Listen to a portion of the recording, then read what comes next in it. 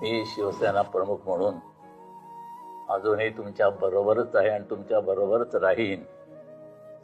पण जसा मी तुमच्या बरोबर राहिलो आहे तसेच आपल्याला आता उद्धवाच्या पाठीशी राहावं लागेल.